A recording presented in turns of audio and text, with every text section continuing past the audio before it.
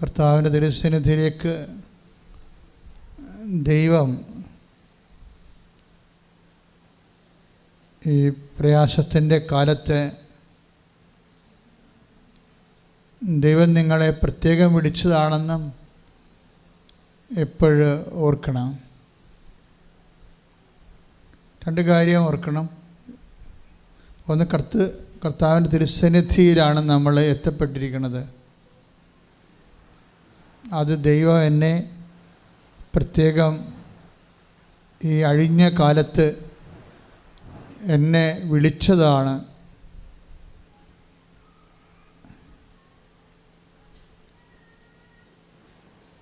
അപ്പം ദൈവം വിളിച്ചതാണ് എങ്കിലേ തീർച്ചയായിട്ടും നിൻ്റെ സമാശ്വാസം ഏറ്റവും അടുത്തെത്തിയിരിക്കുന്ന ഒരു കാലമാണ്. അതിൻ്റെ ന്യായീകരണം എന്താണെന്ന് വെച്ച് കഴിഞ്ഞാൽ, നിങ്ങളെക്കാളും പ്രയാസമുള്ള ലക്ഷങ്ങൾ പുറത്തുണ്ട്.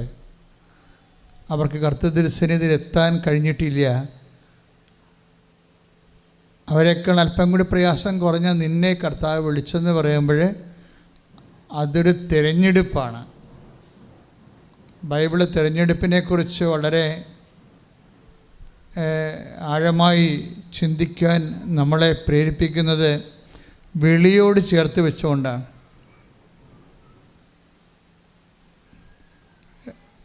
ദൈവം നേരിട്ട് വന്നിങ്ങനെ കൈകാട്ടി വിളിക്കത്തില്ലെന്ന് നമുക്കറിയാം. പക്ഷെ ദൈവം വിളിക്കുമെന്ന് നമുക്കറിയാം. ദൈവം വിളിക്കുന്നത് പലപ്പോഴും നമ്മൾ തിരിച്ചറിയണത് നമ്മൾ ദൈവതിരുസന്നിധിയിൽ വരുന്നതും വേദനയുടെ അടിസ്ഥാനത്തിലാണ്. ക്ലേശത്തിൻ്റെ, രോഗത്തിൻ്റെ, കടങ്ങളുടെ, പീഡകളുടെ, ഞെരുക്കത്തിൻ്റെ, ഇല്ലായ്മകളുടെയൊക്കെ ഒരടിസ്ഥാനത്തിലാണ്. അപ്പോൾ വേദന പലപ്പോഴും വിളിയായിട്ട് മാറാറുണ്ട്. വേദന തന്നെയാണ് വിളി. വേറൊരു വിളിയില്ല. നിനക്ക് എന്തെങ്കിലും തരത്തിലുള്ള വേദനയുണ്ടോ, അത് ദൈവവിളിയായിട്ട് നീ തിരിച്ചറിയണം. എന്താ അങ്ങനെ പറയാൻ കാരണം എന്ന് ചോദിച്ചാൽ, ഈശോ അധ്വാനിക്കുന്നവനെ, ഭാരം വഹിക്കുന്നവനെ നിങ്ങൾ എൻ്റെ അടുത്ത് വരിക എന്ന് ഈശോ വിളിച്ചിട്ടുണ്ട്. എന്തിനാണ് വിളിച്ചിരിക്കുന്നത് എന്ന് അവിടെ ആ വചനത്തിൽ പറയുന്നുണ്ട്. ഞാൻ നിങ്ങളെ ആശ്വസിപ്പിക്കാം. അതാണ് എല്ലാ ദൈവവിളികളുടെയും ഒരടിസ്ഥാനപരമായ ലക്ഷ്യം ആശ്വാസമാണ്. വിശുദ്ധ മത്തായി സുവിശേഷം 11:28-29 വചനങ്ങൾ ശ്രദ്ധിക്കട്ടെ. ഹല്ലേലൂയ. യേശുവേ നന്ദി, യേശുവേ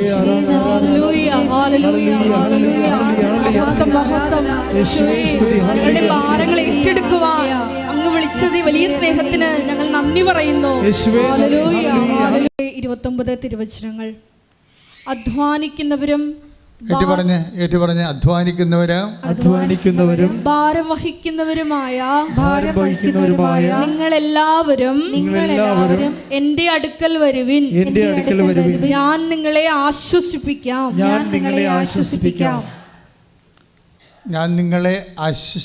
അപ്പം ആശ്വാസമാണ്. ഈ ആശ്വാസങ്ങൾ ബൈബിൾ നമ്മൾ പ്രാപിക്കുന്നത് അടയാളങ്ങളിലൂടെയാണ്. അടയാളങ്ങൾ എന്ത് തന്നെയായാലും അതൊരു ആശ്വാസം നൽകുന്നതായിരിക്കണം. ഗുരുതരമായ നമ്മുടെ ജീവിത പ്രശ്നങ്ങൾക്ക് ആശ്വാസം നൽകുന്ന, അതായത് കൃപാസനം കാശുരൂപത്തിൽ നിന്ന് തേനൊഴുകാൻ തുടങ്ങിയെന്ന് പറയുന്നതിൻ്റെ അകത്തൊക്കെ വലിയ ആശ്വാസങ്ങളൊന്നുമില്ല. അത്തരം ആശ്വാസങ്ങളിലേക്ക് ഒരു പക്വതയാർന്ന വിശ്വാസി പോകുന്നത് ശരിയാണെന്ന് ഞാൻ കരുതണില്ല. കാര്യം വെച്ചാൽ അടയാളങ്ങൾ അത് അങ്ങനെയൊക്കെ ഒരു കാലം നമുക്കുണ്ടായിരുന്നു. ആ കാലമെല്ലാം കഴിഞ്ഞു. നമ്മൾ പക്വതയിലേക്ക് വളരുന്നത്.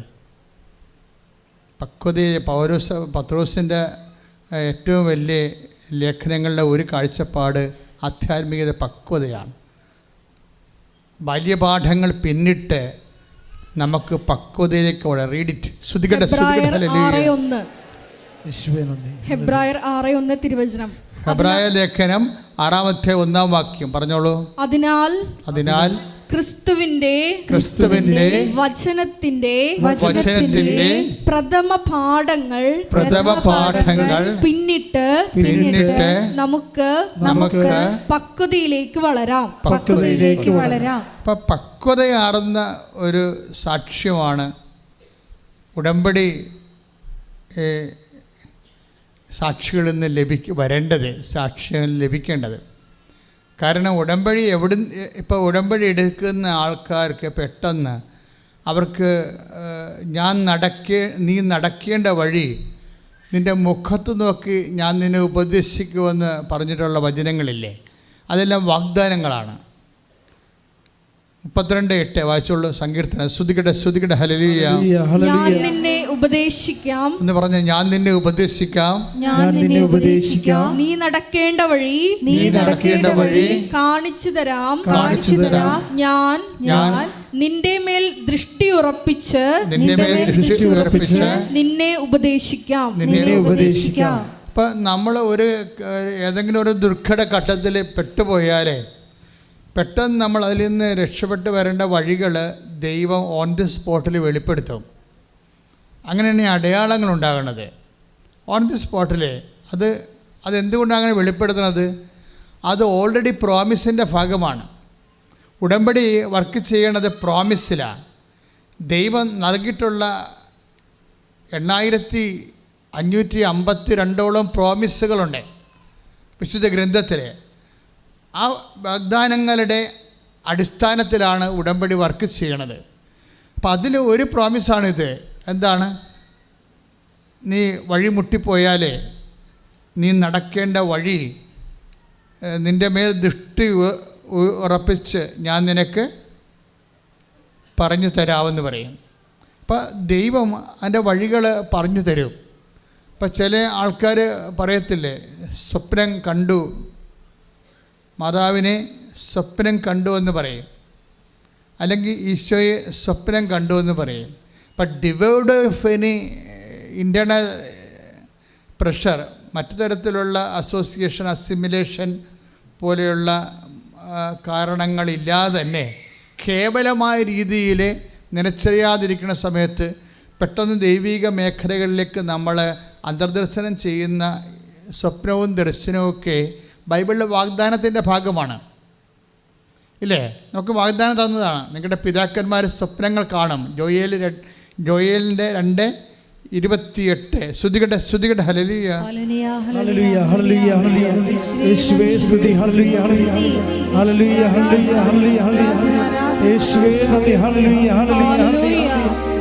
മഹത്വം. ആരാധന.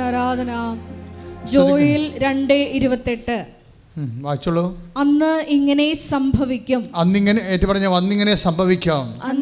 സംഭവിക്കും. എല്ലാവരുടെയും മേൽ എന്റെ ആത്മാവിനെ ഞാൻ വർഷിക്കും. നിങ്ങളുടെ പുത്രന്മാരും പുത്രിമാരും പ്രവചിക്കും. നിങ്ങളുടെ വൃദ്ധന്മാർ സ്വപ്നങ്ങൾ കാണും. യുവാക്കൾക്ക് ദർശനങ്ങൾ ഉണ്ടാവും.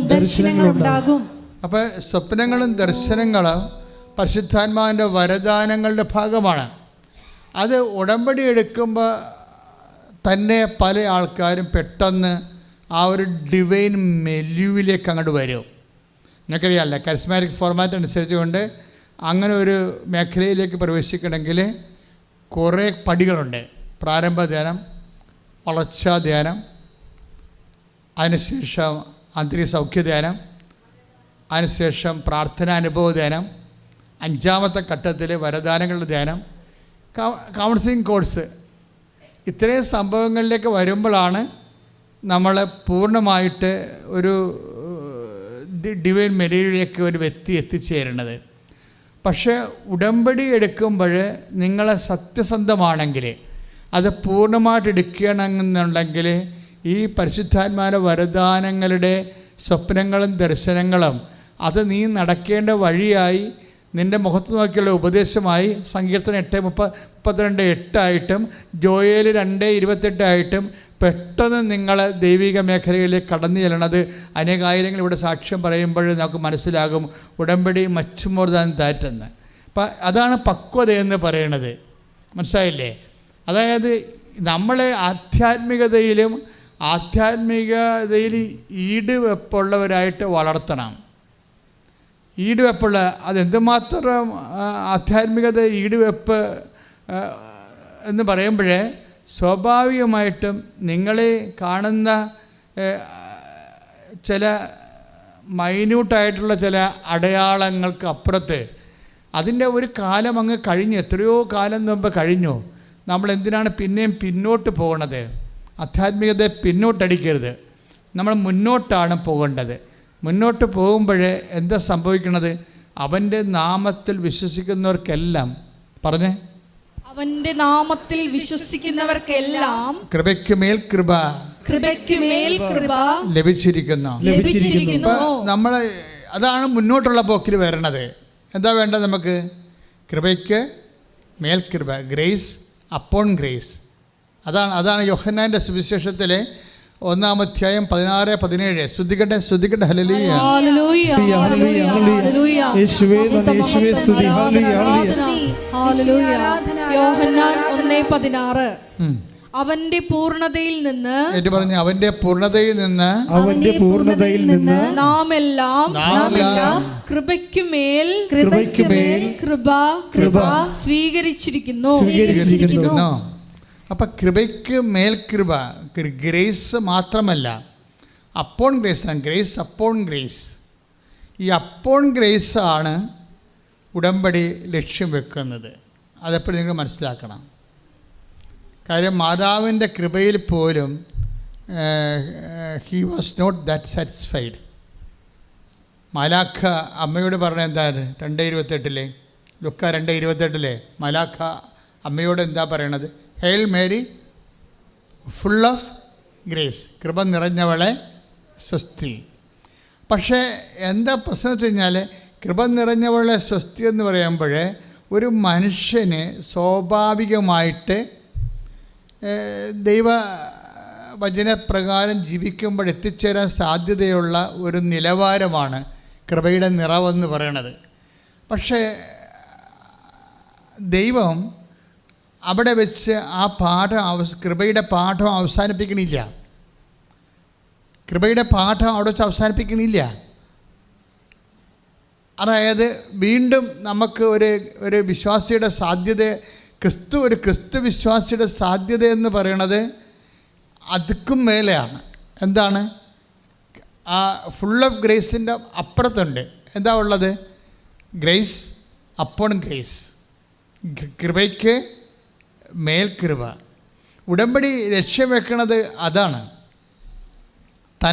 അതായത് ആർജിത കൃപ, സാധാരണയുള്ള കുദാശകളിലൂടെ നമുക്ക് ലഭിക്കുന്ന സക്രമെൻ്റൽ ഗ്രേസ്, കൗദാശിക വരപ്രസാദം. ആ കൗദാശിക വരപ്രസാദം ഒരു വ്യക്തി സ്വീകരിച്ചിട്ട് ആ മുതൽ മുടക്കിൽ അവൻ സ്വന്തമായിട്ട് ഉൽപ്പാദിപ്പിക്കുന്ന കൃപയാണ് അപ്പോൺ ഗ്രേസ്, മേൽകൃപ. ഈ മേൽകൃപയിലേക്കാണ് ഒരു വിശ്വാസി ഒരു ആധ്യാത്മികമായ യാത്ര നടത്തുന്നത്. ഇതാണ് വിശ്വാസത്തിൻ്റെ ബാല്യപാഠങ്ങൾ പിന്നിട്ട് നമുക്ക് പക്വതയിലേക്ക് വളരാവുന്ന സെൻറ്റ് പോൾ പറയണത്. സെൻറ്റ് പോൾ അങ്ങനെ പറയാൻ കാരണം അങ്ങേരാണ് കൃപയെക്കുറിച്ച് സംസാരിച്ചത്. അദ്ദേഹത്തിൻ്റെ അൾസറിൻ്റെ വലിയ ഒരു വേദന കാലഘട്ടങ്ങളിലും സമയത്ത് ഭക്ഷണം ആരും തരാമില്ലാഞ്ഞ സമയത്ത് പട്ടിണി നിന്ന് സുവിശേഷ വേലയ്ക്ക് മുടക്കം വരാതെ ജീവിച്ചപ്പോൾ ഉണ്ടായ അൾസറിൻ്റെ ഭാഗമായിട്ട് വന്ന കുടൽ കരിച്ചിലെ അതിൽ നിന്ന് ആ വേദന മാറാൻ വേണ്ടി, വയറിൽ സൂചി കൊണ്ട് കുത്തണ വേദന മാറാൻ വേണ്ടി അദ്ദേഹം കണ്ണീരോടെ കർത്താവിൻ്റെ തിരുസന്നിധിയിൽ പല പ്രാവശ്യം പ്രാർത്ഥിച്ചു. കണ്ണീരോടെ പ്രാർത്ഥിക്കുകയാണ്. അപ്പം അത്രയും വേദനയാണെന്ന് അർത്ഥം. അപ്പോൾ കർത്താവ് പറയുന്നൊരു വാക്കുണ്ട്, ഈ കണ്ണീരോടെ നീ പ്രാർത്ഥിക്കുന്നില്ലേ, ഈ കണ്ണീരിൽ ഞാനൊരു നിധി വെച്ചിട്ടുണ്ട്. എന്താണത്? My grace is sufficient for you. 2:9 അല്ലേ? 2 Corinthians 12:9 വായിച്ചോളൂ. സ്തുതിക്കട്ടെ സ്തുതിക്കട്ടെ ഹല്ലേലൂയ. എന്നാൽ അവിടുന്ന് എന്നോട് അരുൾ ചെയ്തു എന്ന് പറഞ്ഞ എന്നാൽ അവിടുന്ന് എന്നോട് അരുളി ചെയ്തു എന്നാൽ അവിടുന്ന് എന്നോട് അരുൾ ചെയ്തു നിനക്ക് എന്റെ കൃപ മതി. നിനക്ക് എന്റെ കൃപ മതി. എന്തെന്നാൽ ബലഹീനതയിലാണ് എന്റെ ശക്തി പൂർണ്ണമായി പ്രകടമാകുന്നത്. അപ്പോഴവിടെ ഒരു ഭയങ്കരമായിട്ടുള്ള വേർഡ് ടെസ്റ്റിംഗ് ഉണ്ട്. 2 കൊറിന്ത്യൻസിൻ്റെ 12:9 എന്താണ്? My grace is sufficient for you. അവിടെയാണ് ഗ്രേസിനെ കുറിച്ച് ബൈബിൾ വളരെ വ്യക്തമായ വെളിപാട് നൽകുന്നത്. എന്താണ്? My grace is sufficient for you. അതായത് നമുക്ക് ഈ ഭൂമിയിൽ ഈ മനുഷ്യാവസ്ഥയിൽ എല്ലാം മനുഷ്യൻ അനുഭവിക്കുന്ന പ്രശ്നം ഒന്നും സഫിഷ്യൻ്റ് അല്ല എന്നുള്ളൊരു മാനസിക അവസ്ഥയാണ് ഉള്ളത്. പക്ഷേ ഗ്രേസ് ലഭിച്ചു കഴിയുമ്പോൾ ഗ്രേസ് എന്താണെന്ന് അവിടെ പറയുന്നുണ്ട്. എന്താണ് പറയുന്നത്? 2 കൊറിന്ത്യൻസ് 12:9 ഗ്രേസ് എന്താണെന്ന് പറയുന്നുണ്ട്. എന്താ? കൃപ എന്തെന്നാൽ ബലഹീനതയിലാണ് ദൈവത്തിൻ്റെ ശക്തി. അപ്പോൾ ശക്തിയാണ് കൃപയെന്ന് പറയുന്നത്. പവർ ആൻഡ് പേഴ്സൺ ആയിട്ടാണ് ബൈബിള് ഈ വിഷയം അവതരിപ്പിക്കുന്നത്. നമ്മൾ ചില ആൾക്കാർ പറയത്തില്ലേ സാക്ഷ്യം, അതായത് കഴിഞ്ഞ ദിവസങ്ങളിൽ അരുൺ കുമ്പനാട്, അദ്ദേഹത്തിൻ്റെ ഒരു സാക്ഷ്യം, അക്രൈസ്തവനാണ്, എൻജിനീയറാണ്. അപ്പോൾ അദ്ദേഹത്തിൻ്റെ സാക്ഷ്യമാണ് ഇപ്പോൾ കത്തി നിൽക്കുന്നത്. 3 ദിവസം കൊണ്ട് 85,000 പേരോളം ആ സാക്ഷ്യം കണ്ട്. അദ്ദേഹം അതിൽ പറയുന്ന കാര്യം, കണ്ണീരിൻ്റെ വലിയൊരു കാലം എനിക്കും എൻ്റെ അപ്പായ്ക്കും അമ്മയ്ക്കും ഉണ്ടായിരുന്നു. പക്ഷെ ആ സമയത്തെല്ലാം ദൈവം ഞങ്ങളെ നയിച്ചു. കർത്താവിൻ്റെ സാന്നിധ്യം വല്ലാണ്ട് അനുഭവിക്കുന്നുണ്ടായിരുന്നെന്ന്. അതാണ് അദ്ദേഹത്തിൻ്റെ ഒരു പക്ഷെ അത് ഭയങ്കര രസമാണ് കേൾക്കാൻ. അത് നിങ്ങളൊരിക്കലും ഹൃദയം കൊണ്ട് ബുദ്ധി കൊണ്ട് ചിന്തിക്കരുത്, ദൈവത്തെ ഹൃദയം കൊണ്ട് ചിന്തിക്കണം എന്നൊക്കെ അദ്ദേഹം പറയുന്നുണ്ട്. അതല്ല, അതായത് ചുമ്മായില്ല, ഭയങ്കര സീരിയസ് ആയിട്ടുള്ള പ്ലേസ്മെൻ്റാണ് അവിടെ. കാര്യങ്ങളെ അദ്ദേഹം അനുഭവിച്ച് ദൈവത്തെ അദ്ദേഹം പ്ലേസ് ചെയ്യാൻ പക്ഷേ നന്നായിട്ടുണ്ട്. അപ്പോൾ അദ്ദേഹം പറയണത് കണ്ണീരിൻ്റെ കാലത്ത് വല്ലാത്ത ദൈവത്തിൻ്റെ സാന്നിധ്യം ഞങ്ങൾ അനുഭവിക്കുന്നുണ്ടായിരുന്നു. അതെന്ന് വെച്ച് കഴിഞ്ഞാൽ എന്താ കാര്യം കഴിഞ്ഞാൽ ദൈവം 2 തരത്തിലാണ് നമുക്ക് ലഭ്യമാകുന്നത്. ഒന്ന് പേഴ്സണായിട്ട്, ബൈ പേഴ്സൺ. രണ്ടാമത്തത് പവറായിട്ട്. ബൈബിൾ എപ്പോഴും അവതരിപ്പിക്കുന്നത് നിങ്ങളെപ്പോഴും പ്രെയർ ചെയ്യുമ്പോൾ അല്ലെങ്കിൽ നിങ്ങൾ എന്തെങ്കിലും ഒരു പ്രവൃത്തി ചെയ്യുമ്പോൾ അത് നമുക്ക് വേണേ ഒരു ഫങ്ഷൻ. നിങ്ങൾക്ക് എന്താണ് കുഴപ്പമെന്നറിയാവോ? ചിലർക്ക് എന്താ കുഴപ്പമെന്ന് വെച്ചാൽ നിങ്ങൾ ആത്മാർത്ഥമായിട്ട് ഉടമ്പടിയിൽ വരുന്ന ഹോം വർക്കുകളൊക്കെ ചെയ്യുന്നുണ്ട് അല്ലേ? രോഗികളെ പോയി കാണുന്നു, കൃപാസനം പത്രം കൊടുക്കുന്നു, പ്രാർത്ഥിച്ച് കൊടുക്കുന്നു, കർത്താവിനെ അറിയിക്കുന്നു, അറിഞ്ഞവരെ ആഴപ്പെടുത്തുന്നു, വസ്ത്രമില്ലാത്തവർക്ക് നിങ്ങൾ വസ്ത്രം കൊടുക്കുന്നു. ഇതൊക്കെ നമ്മൾ ചെയ്യുന്നുണ്ട്. പക്ഷെ ചെയ്യുമ്പോഴുണ്ടാകുന്നൊരു ഒരു പ്രശ്നമുണ്ട്. ഇതെല്ലാം ഉദ്ദേശം വെക്കുന്ന ഒരു ഉദ്ദേശമുണ്ട്. എന്താണ് ഉദ്ദേശം? ഇതൊരു ഫങ്ഷനല്ല, പിന്നെന്താണ്? ഒരു മിഷനാണ്. നിനക്ക് ഈശോയോട് സ്നേഹമുണ്ടെങ്കിൽ, ഈശോ പറഞ്ഞില്ലേ 13:35 യോഹന്നാൻ്റെ സുവിശേഷം, ശ്രുതികട്ടെ ഹല്ലേലൂയ. യോഹന്നാന്റെ സുവിശേഷം 13:35 നിങ്ങൾ പരസ്പരം സ്നേഹിക്കുവിൻ. ഒന്ന് പറഞ്ഞാൽ നിങ്ങൾ പരസ്പരം സ്നേഹിക്കുവിൻ. ഞാൻ നിങ്ങളെ സ്നേഹിച്ചതുപോലെ നിങ്ങളും പരസ്പരം സ്നേഹിക്കുവിൻ. നിങ്ങൾക്ക് പരസ്പരം സ്നേഹമുണ്ടെങ്കിൽ നിങ്ങൾ എന്റെ ശിഷ്യന്മാരാണെന്ന് അതുമൂലം എല്ലാവരും അറിയും. എന്നെ സ്നേഹിക്കുന്നവൻ എൻ്റെ കൽപ്പന പാലിക്കും. അതിൻ്റെ ഭാഗമായിട്ട് ഈശോ പറഞ്ഞതാണ്, എന്നെ സ്നേഹിക്കുന്നവൻ എൻ്റെ കൽപ്പന പാലിക്കും. അപ്പോൾ നമ്മൾ ചെയ്യുന്ന സൽപ്രവർത്തികൾ, കൃപാവര പ്രവർത്തികളെല്ലാം ഒരു സ്നേഹത്തിൻ്റെ പ്രവർത്തികളാണ്. നമ്മൾ ചെയ്യുന്ന കൃപ. അപ്പോൾ ആ സ്നേഹം ഉണ്ടെങ്കിലാണ് അത് മിഷനാകത്തുള്ളൂ. അല്ലാതെ ഉടമ്പടി എടുത്തതാണ് ശരി, അപ്പോൾ ഇന്ന കാര്യങ്ങൾ ചെയ്യണം ശരി, അല്ലെങ്കിൽ കൗൺസിലിംഗ് ചെല്ലുമ്പോൾ അവർ പുതുക്കത്തില്ല ശരി, അതുകൊണ്ട് ഞാൻ ചെയ്യുന്നു. ശരി, അത് ഫങ്ഷൻ എന്ന് പറയാം. അതിന് ഫങ്ഷനിൽ കൃപ വർക്കൗട്ട് ചെയ്യത്തില്ല. അതാണ് ഒരു കുഴപ്പം. നിങ്ങൾ ഫങ്ഷനാണ് ചെയ്യണമെന്നുണ്ടെങ്കിൽ അതിൽ കൃപ വർക്ക് ചെയ്യത്തില്ല. നമ്മൾ ചെയ്യേണ്ടത് മിഷനാണ് ചെയ്യേണ്ടത്. മിഷൻ എന്ന് പറയുമ്പോൾ ക്രിസ്തുവിനെ ഒരു വ്യക്തിയായി കണ്ട് സ്നേഹിച്ചിട്ട് ആ വ്യക്തിയുടെ വചനങ്ങൾ, എന്നെ സ്നേഹിക്കുന്നവൻ എൻ്റെ കൽപ്പന പാലിക്കും. ആ വചനം വായിച്ച് ശ്രുതികടെ ഹല്ലേലൂയ. ഹല്ലേലൂയ ഹല്ലേലൂയ ഹല്ലേലൂയ. യേശുവേ നന്ദി, യേശുവേ സ്തുതി. ഹല്ലേലൂയ ഹല്ലേലൂയ. യേശുവേ ആരാധന ആരാധന ആരാധന. ഹല്ലേലൂയ ഹല്ലേലൂയ ഹല്ലേലൂയ ഹല്ലേലൂയ. യോഹന്നാൻ 14:23. എന്നെ സ്നേഹിക്കുന്നവൻ എന്റെ വചനം പാലിക്കും. അപ്പോൾ എന്റെ പിതാവ് അവനെ സ്നേഹിക്കുകയും ഞങ്ങൾ അവന്റെ അടുത്ത് വന്ന് അവനിൽ വാസമുറപ്പിക്കുകയും ചെയ്യും. അവനിൽ വാസമുറപ്പിക്കുകയും ചെയ്യും. ദാറ്റ് മീൻസ് ഇത് പ്രസൻസിനെ കുറിച്ചാണ് പറയണത്. മനസ്സിലായില്ലേ? പ്രസൻസ്. അതായത് ക്രിസ്തുവിൽ ഒരു വ്യക്തി ആമക്തമാകുമ്പോഴേ ആ വ്യക്തിക്ക് ക്രിസ്തു പേഴ്സൺ ടു പേഴ്സൺ റിലേഷനിലേക്കായി കഴിയുമ്പോൾ, അത് സ്നേഹത്തിൻ്റെ ബേസിൽ ഒരു റിലേഷനിലേക്കായി കഴിയുമ്പോൾ എന്താ സംഭവിക്കണമെന്ന് വെച്ച് കഴിഞ്ഞാൽ നമുക്ക് പ്രസൻസ് ഫീൽ ചെയ്യാൻ തുടങ്ങും. ബൈബിളിലെ ഏറ്റവും വലിയ കോൺസെപ്റ്റാണ് പ്രസൻസ്. അത് നിങ്ങൾ ഉടമ്പടി എടുക്കുന്നവർ എപ്പോഴും ശ്രദ്ധിക്കണം. നിങ്ങളുടെ അൾട്ടിമേറ്റ് ഗ്രേസ് എന്ന് പറയുന്നത് പ്രസൻസാണ്. നിങ്ങൾക്ക് വീട് കിട്ടാൻ, ജോലി കിട്ടാം, അല്ലെങ്കിൽ രോഗങ്ങൾ സുഖപ്പെടാം, അതൊക്കെ പവറാണ്. ശരിക്കും പ്രസൻസ് അല്ല. പവർ ആൻഡ് പ്രസൻസ് വ്യത്യാസമുണ്ട്. ഇപ്പോൾ ഉദാഹരണത്തിന് ബൈബിള് എപ്പോഴും അച്ഛൻ പറയണതാണ് 1 Corinthians 1:24, ദൈവത്തിൻ്റെ ജ്ഞാനവും ദൈവത്തിൻ്റെ ശക്തിയുമായ യേശു ക്രിസ്തു. അല്ലേ?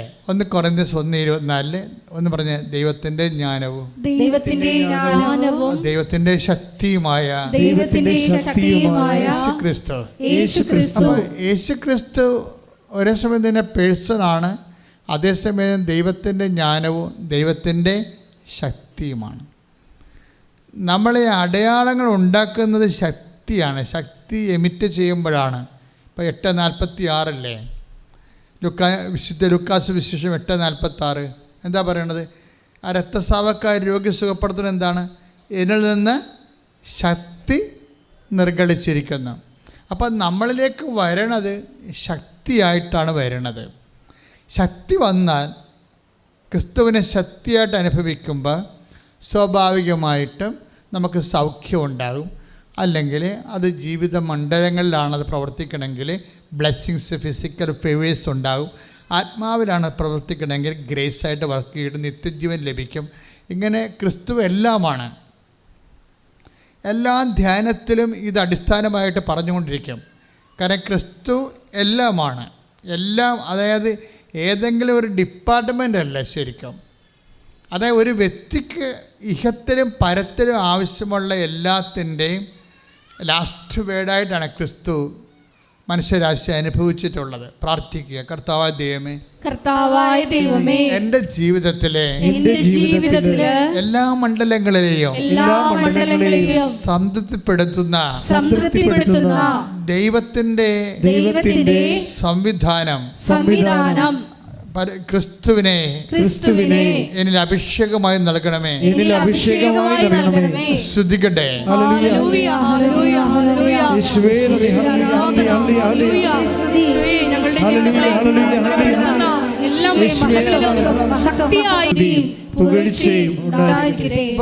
രണ്ട്, അതായത് ഉടമ്പടിയുടെ അൾട്ടിമേറ്റ് എയിമിലേക്കാണ് നമ്മൾ ഇപ്പോൾ സഞ്ചരിച്ചുകൊണ്ടിരിക്കുന്നത്. അതിൽ 2 കാര്യങ്ങളുണ്ടെന്ന് പറഞ്ഞ്, ഒന്ന് ജീസസ് ഒരേ സമയം തന്നെ പേഴ്സൺ ആൻഡ് പവറാണ്. ആദ്യത്തെ അലോട്ട്മെൻറ്റ് പവറാണ്, സെക്കൻഡ് അലോട്ട്മെൻറ്റ് പേഴ്സൺ. പവർ കിട്ടിക്കഴിഞ്ഞപ്പോൾ തന്നെ പോയി കളയരുത്, പേഴ്സൺ വരുന്നുണ്ട്, അതെപ്പോഴും വെയിറ്റ് ചെയ്യണം. പവർ എന്ന് പറയുമ്പോൾ അത് ഇപ്പം ബോഡിയിൽ വരുന്ന പവർ അടിച്ചു കഴിഞ്ഞാൽ അത് ഹീലിംഗായി മാറും. ഇപ്പം എന്തും ആൾക്കാർ ഇപ്പോൾ ഉടമ്പടിയിലെ സൗഖ്യത്തിന് ജസ്റ്റ് 3 minutes മതി.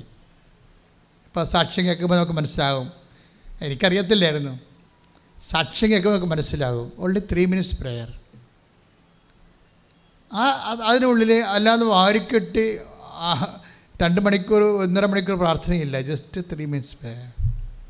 കാര്യം ഉടമ്പടിയുടെ ബേസിലാണ് ആ പ്രെയർ ചെയ്യണത്.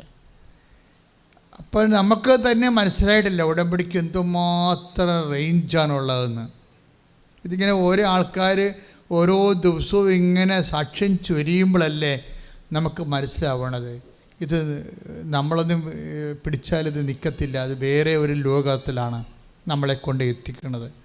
എല്ലാ മനുഷ്യരുടെയും എല്ലാ വിഷയങ്ങളല്ലേ, ക്രിസ്തു എല്ലാമാണെന്ന് പറഞ്ഞാൽ കറക്റ്റല്ലേ ഉടമ്പടിയിലൊക്കെ മനസ്സിലാകണത്.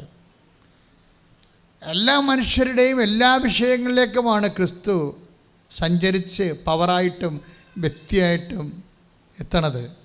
അപ്പോഴേ ഉടമ്പടിയിലെ ലക്ഷ്യം എന്താണ്? അതായത് അവിടുന്ന് തൻ്റെ ജനങ്ങളുടെ അവരുടെ പാപങ്ങളിൽ നിന്ന് മോചിക്കുമെന്നാണ് മാലാഖ പ്രവചിക്കുന്നത്. അവിടുന്ന് തൻ്റെ ജനങ്ങളെ അവരുടെ പാപങ്ങളിൽ നിന്ന് മോചിക്കും എന്നാണ് മംഗളവാർത്തയിൽ മാലാഖ മറിയത്തോട് പറയണത്. പക്ഷേ ക്രിസ്തു പിറന്നു കഴിഞ്ഞ് ശമയം ദീർഘദർശി പറയണത് എന്താണ്?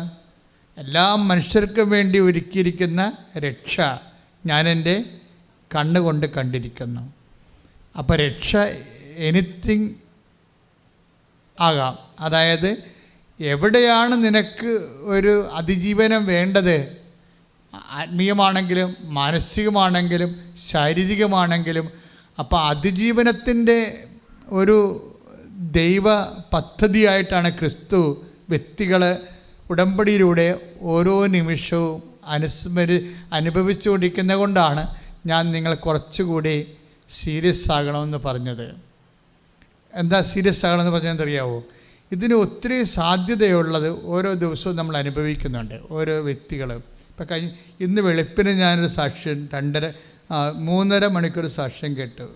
സർക്കാസ്റ്റിക് ആണ് അത്. അപ്പോൾ ഒരു കുട്ടിക്ക് സ്ഥിരമായിട്ട് അവർക്ക് ഹിയറിങ് കിട്ടത്തില്ല.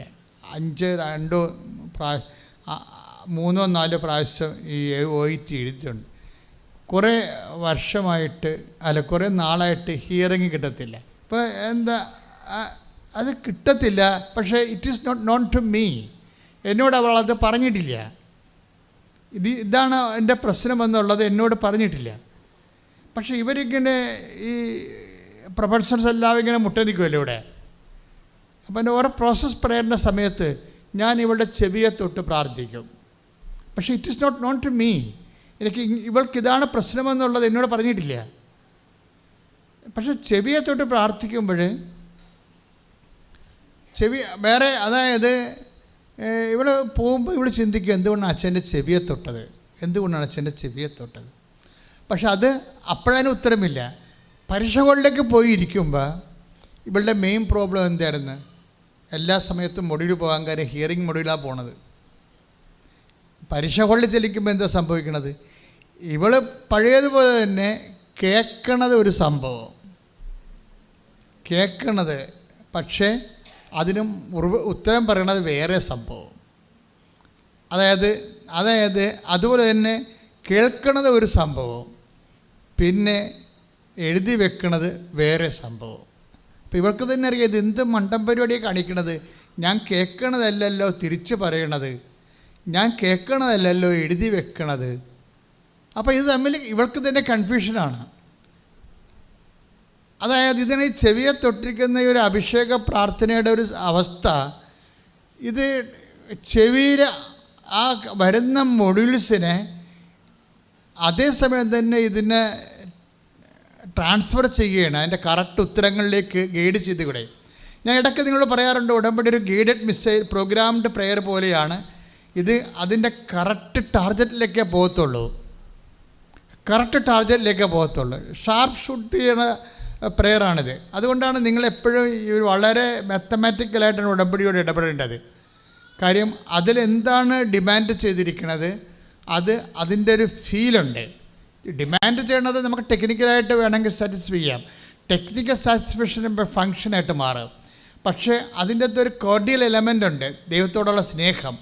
അതുകൂടി ചേർത്ത് വെച്ചാണ് നിങ്ങൾ ഇപ്പോൾ പത്രോസ് തന്നെ എന്താ പറയണത്, പ്രസംഗിക്കുന്നവൻ. If you are a speaker, speak as if it is instructed by the God. ആ വായിച്ചതിനും എടുത്ത് ശ്രുതിക്കട്ടെ ഹലെ ശ്രുതിക്കട്ടെ. 1 പത്രോസ് 4:11 പ്രസംഗിക്കുന്നവൻ ദൈവത്തിന്റെ അരുളപ്പാട് നൽകുന്നവനെ പോലെ പ്രസംഗിക്കട്ടെ. ശുശ്രൂഷിക്കുന്നവൻ ജസ്റ്റ് ഗോട്ട് ദ പോയിന്റ്. എന്താണ് അടുത്ത എന്താ പറയണത്? ശുശ്രൂഷിക്കുന്നവൻ. വായിച്ചോളൂ. ശുശ്രൂഷിക്കുന്നവൻ ദൈവത്തിൽ നിന്ന് ലഭിച്ച ശക്തി കൊണ്ട് എന്ന പോലെ ശുശ്രൂഷിക്കട്ടെ. അപ്പൊ ശുശ്രൂഷയാണ് ഇവിടുത്തെ വിഷയം. നിങ്ങൾ പറഞ്ഞാലും ആര് കർത്താവിൽ നിന്ന് അരുളപ്പാട് ലഭിച്ചവനെ പോലെ പറയണം. പിന്നെ എന്താണ്? നിങ്ങൾ ശുശ്രൂഷിച്ചാൽ, ഇപ്പം ദൈവത്തിൽ നിന്ന് ശക്തി ലഭിച്ചവനെ പോലെ നിങ്ങൾ ശുശ്രൂഷിക്കണം. അപ്പം ദൈവത്തിൽ നിന്ന് ശക്തി ലഭിച്ചവനെ പോലെ. അപ്പോൾ ശുശ്രൂഷയും ശക്തിയും തമ്മിൽ ബന്ധമുണ്ട്. എന്താ കാര്യം? യേശുക്രിസ്തു 1 Corinthians 1:24 പറയുന്ന എന്താ പറയണത്? ദൈവത്തിൻ്റെ ജ്ഞാനമാണ്, ദൈവത്തിൻ്റെ ശക്തിയാണ്. ക്രിസ്തുവിൽ നിന്ന് ശക്തി ലഭിക്കുക എന്ന് വെച്ചാൽ ശക്തിയുടെ ക്രിസ്തുവിൻ്റെ തൽഭവമായിട്ടാണ്, തത്സമമായിട്ടാണ് ശക്തി വരണത്. ക്രിസ്തു വരുന്നത്, നമ്മുടെ ഉള്ളിൽ വരണത്, അതിൻ്റെ ഫീലിംഗ് പ്രയോഗപരതയിൽ വരണത് ഈ ശക്തിയാണ് ഫീൽ ചെയ്യണത്. എന്തൂസിയാസമായിരിക്കും. ഇതിന് നമ്മൾ അഭിഷേകം എന്നും പറയും. ഭയങ്കര പവർ. അത് വിവിനൊക്കെ ഇവിടെ ഇരിപ്പുണ്ട് അല്ലേ? ബിടെക്കിൻ്റെ പരീക്ഷ നടന്നുകൊണ്ടിരിക്കുന്ന സമയത്ത് അവൻ കൃപാസനം പത്രം ബേക്കറി ജംഗ്ഷനിലൊക്കെ കൊണ്ടുനടന്ന് കൊടുക്കുകയും ഉച്ചക്കാണ് പരീക്ഷ. അതെന്താണ്? ദൈവത്തിൽ നിന്ന് ശക്തി ലഭിച്ചവനെ പോയി. പരീക്ഷയാണ്, സപ്ലിയാണ്, കുറേ സപ്ലി ഉണ്ടായിരുന്നു. അതെന്നുവെച്ചാൽ ആ സമയത്തും ഉള്ളിൽ നിന്ന് ശക്തി ലഭിച്ചവനെ പോലെയാണ് ആ ശുശ്രൂഷ പോണത്. അപ്പം അതുകൊണ്ട് ശുശ്രൂഷകളല്ല, നിങ്ങൾ ചെയ്യേണ്ടത് എന്താണെന്ന് അറിയാവോ? നിങ്ങൾക്ക് ശുശ്രൂഷിക്കാൻ പറ്റാത്തതിൻ്റെ കാരണം ശക്തി ലഭിക്കാത്തത് കൊണ്ടാണ്. അപ്പോൾ നിങ്ങൾ ശക്തിക്ക് വേണ്ടി പ്രാർത്ഥിക്കുക. കർത്താവായ ദൈവമേ, ശുശ്രൂഷ ലഭിക്കാൻ വേണ്ടി ഉടമ്പടി പ്രകാരമുള്ള പ്രേക്ഷിത പ്രവർത്തനങ്ങള് ചെയ്യാൻ ആവശ്യമായ ക്രിസ്തു അംശമായ ശക്തിയാൽ എന്നെ അഭിഷേകം ചെയ്യണമേ. ശ്രുതികടക്കുകയും ചെയ്യണം. കൃപയെക്കുറിച്ച് എപ്പോഴും ഇങ്ങനെ കൊതിച്ചുകൊണ്ടിരിക്കണം. കർത്താവേ, നിൻ്റെ കൃപയാൽ എന്നെ അഭിഷേകം ചെയ്യണമേ. കാര്യം കൃപ പവർ ഓഫ് ഗോഡാണ്. ഇതെങ്ങനെ വർക്ക് ചെയ്യുമെന്ന് നമുക്ക് ഒരു പിടിയില്ല. എന്നിട്ട് ഇത് മെറിറ്റിലല്ല വർക്ക് ചെയ്യണത്. നമ്മുടെ കോൺഫിഡൻസ് ഇരിക്കുന്നത് മെറിറ്റിലാണ്. പലപ്പോഴും നമ്മുടെ കോൺഫിഡൻസ് അസോസിയേറ്റ് ചെയ്ത് അത് ഘടിപ്പിച്ചിരിക്കുന്നത് മെറിറ്റ് എന്നുള്ള അതായത് യോഗ്യത എന്നുള്ള ഒരു വിഷയമായിട്ടാണ് നമ്മുടെ ആത്മവിശ്വാസം ഘടിപ്പിച്ചിരിക്കുന്നത്.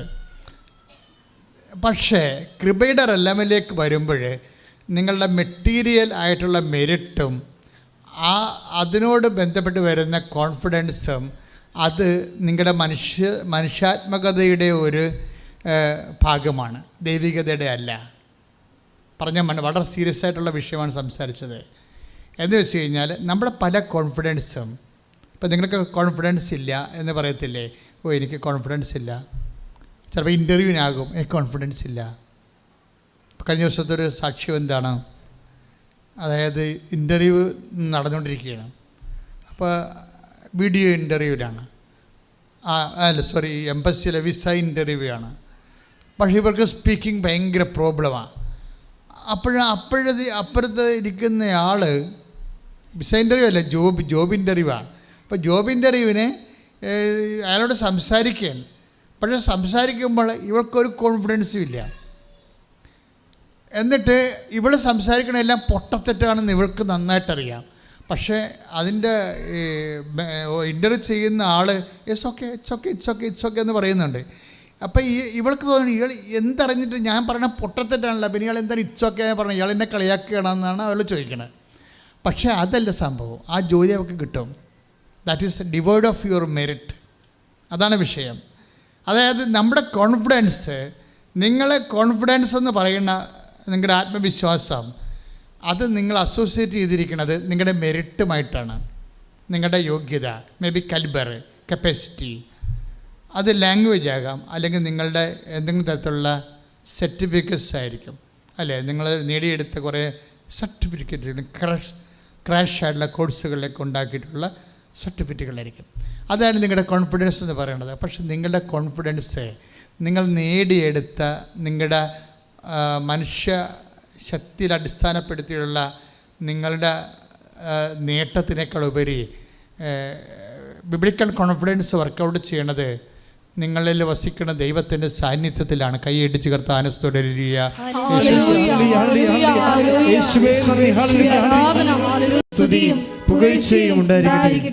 അപ്പോൾ നമ്മളുടെ ആത്മവിശ്വാസം വർക്ക് ചെയ്യണത് നമ്മുടെ യോഗ്യതയിലല്ല, മറിച്ച് കർത്താവിൻ്റെ വാഗ്ദാനങ്ങളിലുള്ള വിശ്വാസത്തിലായിരിക്കണം.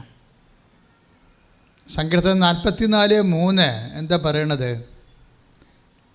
അവരെ നാട് പിടിച്ചടക്കിയത് വാളുകൊണ്ടല്ലെന്ന്. ഭയങ്കര വചനമാണ്. ഞാൻ വെളുപ്പിനെ 3 മണിക്ക് എഴുന്നേറ്റപ്പോൾ ആ സമയത്തുള്ള പ്രാർത്ഥന കിട്ടിയ വചനങ്ങളാണ് ഈ പറഞ്ഞുകൊണ്ടിരിക്കണതൊക്കെ. അതായത് അവർ നാട് പിടിച്ചടക്കിയത് വാളുകൊണ്ടല്ല. പിന്നെ എന്താണെന്ന് സങ്കീർത്തനം പറയുന്നുണ്ട്. സങ്കീർത്തനം 44:3 വായിച്ചോളൂ. വാളുകൊണ്ടല്ല അവർ നാട് പിടിച്ചടക്കിയത്, കരമ്പലം കൊണ്ടല്ല അവർ വിജയം വരിച്ചത്. എന്ന് പറഞ്ഞ വാളുകൊണ്ടല്ല അവർ നാട് പിടിച്ചടക്കിയത്, കരബലം കൊണ്ടല്ല അവർ വിജയം വരിച്ചത്. പിന്നെ എന്തുകൊണ്ടാണ് സങ്കീർത്തനം പറയുന്നുണ്ട്? പറഞ്ഞോളൂ, വായിച്ചോളൂ താഴേക്ക്. അവിടുത്തെ വലത് കൈയും അവിടുത്തെ വലത് കൈയും ഭുജവും മുഖപ്രകാശവും കൊണ്ടത്രേ അങ്ങ് അവരിൽ പ്രസാദിച്ചു. കണ്ടോ? അവർ നാട് പിടിച്ചടക്കിയത് എങ്ങനെയാണ്?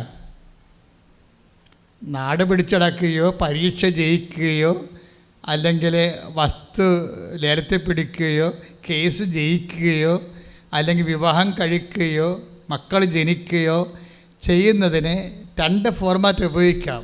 സ്വാഭാവികമായ എല്ലാവർക്കുമുള്ള ഒരു ജനറൽ ആയിട്ടുള്ള ഒരു ഫോർമാറ്റ് ഉപയോഗിക്കാം. പക്ഷേ നീ ജനറൽ കമ്പാർട്ട്മെൻറ്റിൽ വരുന്ന ആളല്ലല്ലോ. നിന്നെ ക്രിസ്തു സ്പെഷ്യൽ കമ്പാർട്ട്മെൻറ്റിലേക്ക് മാറ്റിയില്ലേ? അവൻ നിൻ്റെ വില കൊടുത്തു കഴിഞ്ഞപ്പോൾ നിൻ്റെ വീണ്ടെടുത്തപ്പോൾ കൈയിടിച്ച്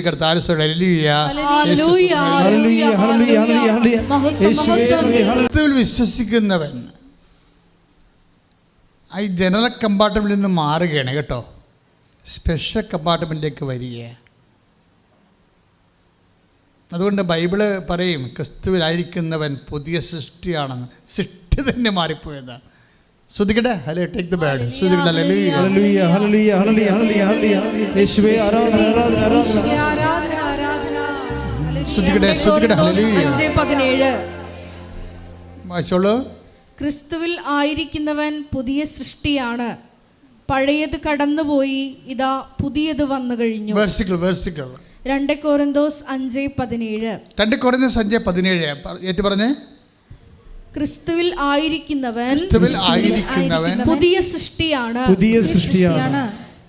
That means he is a different person. ക്രിസ്തുവിലായിരിക്കുന്നവൻ എങ്ങനെയാണ് പുതിയ സൃഷ്ടിയാകണത്? അവൻ ജനറൽ കമ്പാർട്ട്മെൻറ്റിൽ നിന്ന് മാറി. ജനറൽ കമ്പാർട്ട്മെൻറ്റ് എന്തൊക്കെ സംഭവിക്കണത്? അത് മെറിറ്റിലാണ് വർക്ക് ചെയ്യണത്. ക്രിസ്തുവിലായിരിക്കുന്നവന് ഗ്രേസിലാണ് വർക്ക് ചെയ്യണത്. മെറിറ്റിൽ എന്താ കുഴപ്പം? അവർ നാട് പിടിച്ചടക്കിയത് വാളുകൊണ്ടല്ല, അല്ലേ? നാടൊക്കെ പിടിച്ചെടുക്കുന്നത് വാളുകൊണ്ടല്ലേ? അതാണ് മെറിറ്റ് എന്ന് പറയണത്. പിന്നെ എന്താണ്? അവർ വിജയിച്ചത് കരബലം കൊണ്ടല്ല, മസിൽ പവർ കൊണ്ടല്ലെന്ന്. കരബലം അല്ലേ, മണി പവർ, മസിൽ പവർ. ഈ ലോകത്ത് ഓരോ കാര്യങ്ങൾ നടക്കുന്നത് എങ്ങനെയാണ്? മണി പവർ അല്ലേ, അല്ലെങ്കിൽ മസിൽ പവർ കൊണ്ടാണ്. അപ്പോൾ ഇതൊക്കെ മണി പവർ ഉള്ളവന് കോൺഫിഡൻസ് ഉണ്ട്, മസിൽ പവർ ഉള്ളവന് കോൺഫിഡൻസ് ഉണ്ട്. ഇത് രണ്ടും ഇല്ലാത്തവർക്ക് കോൺഫിഡൻസ് ഇല്ലെന്നല്ല, ഇത് രണ്ടും ഇല്ലാത്തവന് ഇരട്ടി കോൺഫിഡൻസ് ഉണ്ട്. ഇത് കോൺഫിഡൻസ് ഓഫ് ജീസസ് ക്രൈസ്റ്റ് കൈയിടിച്ച് കർത്താവല്ലേ.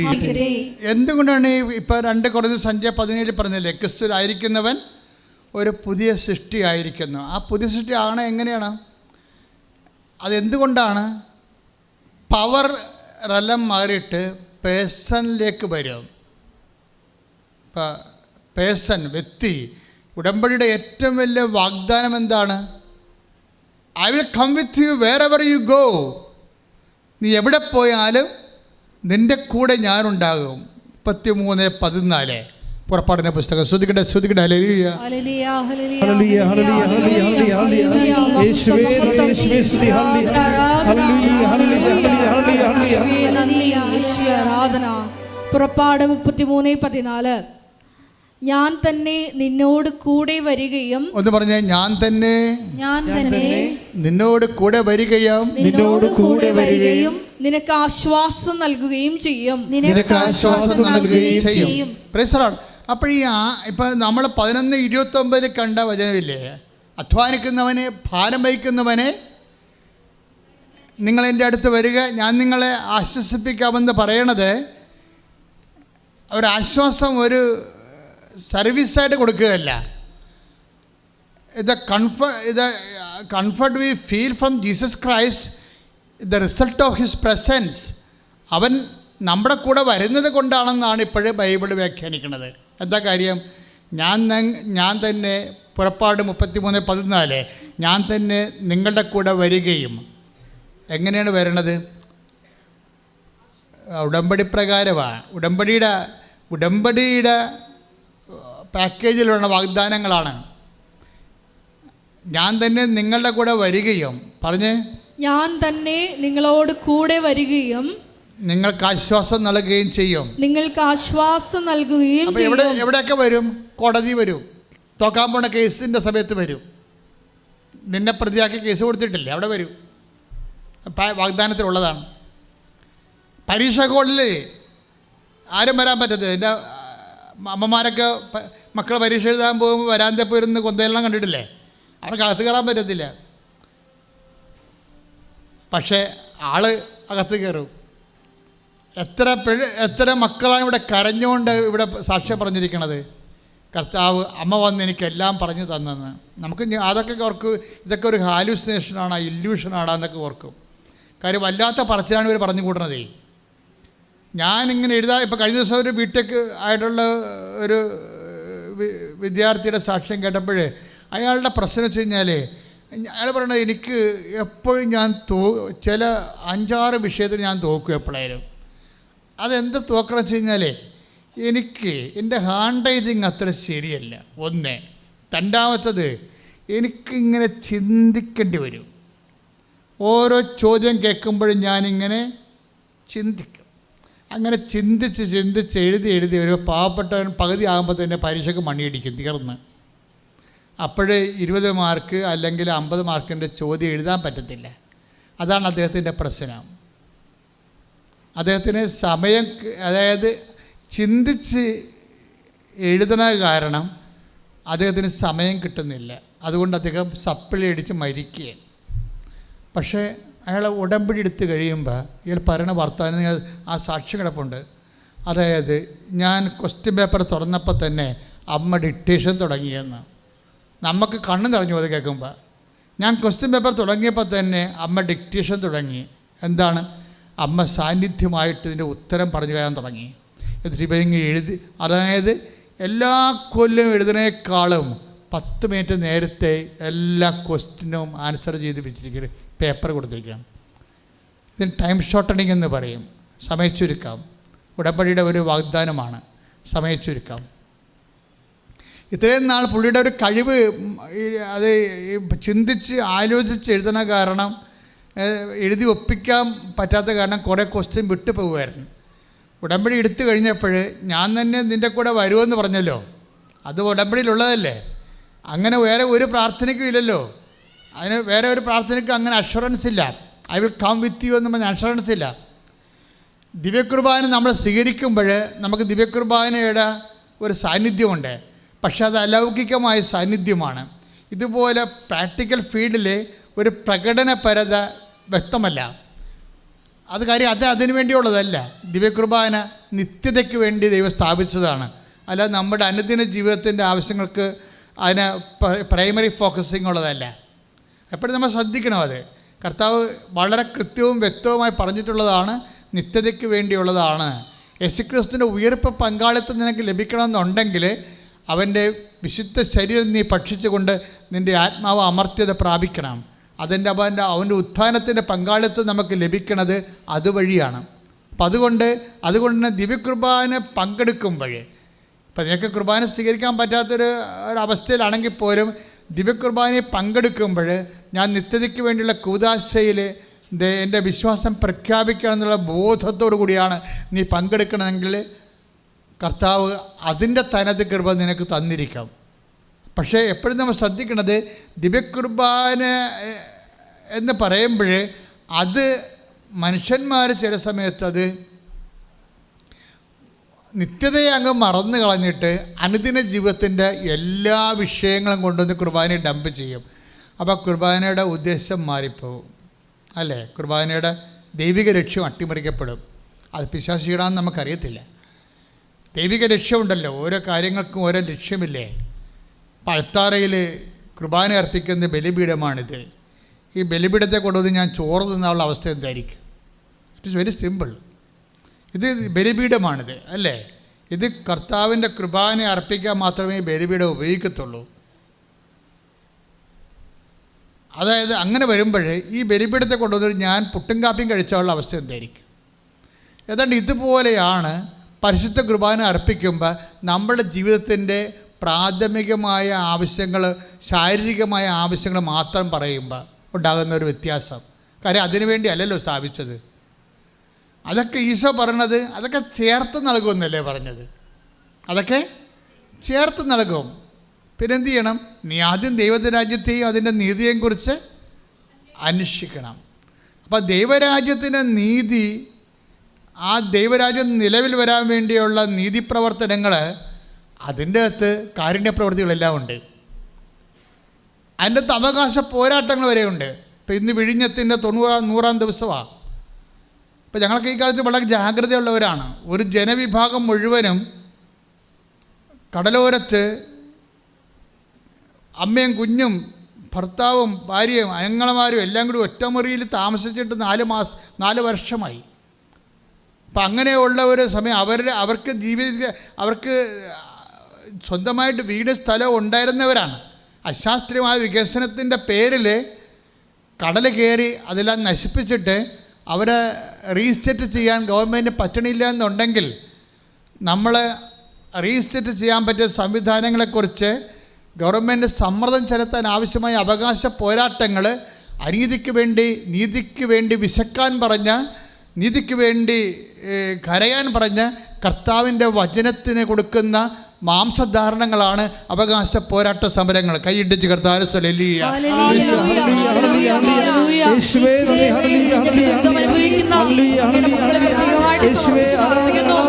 എത്രയും വേഗം നീതി നടത്തി കൊടുക്കണമേ എന്ന് പ്രാർത്ഥിക്കുന്നു. നന്ദി.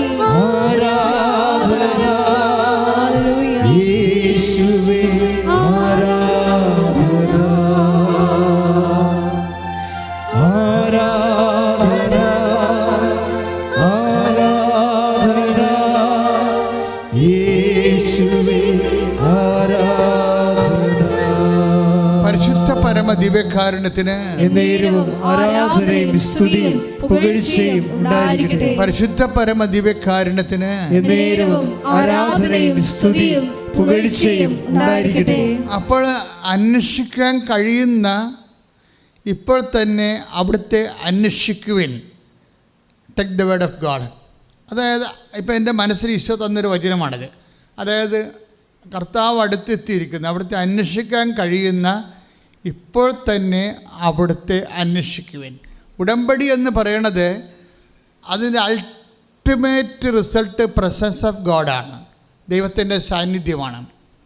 ഉടമ്പടി അതെടുത്ത വ്യക്തികൾ ശരിക്കും ദൈവത്തിൻ്റെ സാന്നിധ്യം ഉറപ്പ് വരുത്തുന്ന, അല്ലെങ്കിൽ സാന്നിധ്യത്തിന് വേണ്ടി കൊതിയോടെ കാത്തിരിക്കാൻ നമ്മൾക്ക് ഉറപ്പ് നൽകുന്ന ഒരു പ്രാർത്ഥനയാണ്. കാര്യം നമ്മളെപ്പോഴും ചിന്തിക്കണ ദൈവത്തിൻ്റെ അനുഗ്രഹങ്ങൾ മതി, ദൈവം കൂടെ വരണ്ട എന്നാണ് ചിന്തിക്കുന്നത്. പക്ഷെ ചില കാര്യങ്ങൾക്ക് ദൈവത്തിൻ്റെ അനുഗ്രഹങ്ങൾ പോരാണ്ട് വരും. എന്താ കാര്യം? നമ്മുടെ മെരിറ്റുകൾ അസ്തമിക്കുന്നിടത്ത് വെച്ച് ഗ്രേസ് വർക്ക് ചെയ്യത്തുള്ളൂ. എഫേസ്യൻസ് 2:8 പറയാം, not by merit but by grace. അപ്പോൾ നമ്മളുടെ മെരിറ്റുകൾ അസ്തമിക്കുന്ന സ്ഥലമുണ്ട്, നമ്മുടെ യോഗ്യതകൾ അസ്തമിക്കുന്ന സ്ഥലമുണ്ട്.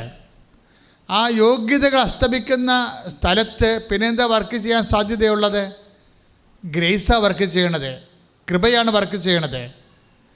യെശയ്യാ 55:6. യെശയ്യാ 55:6.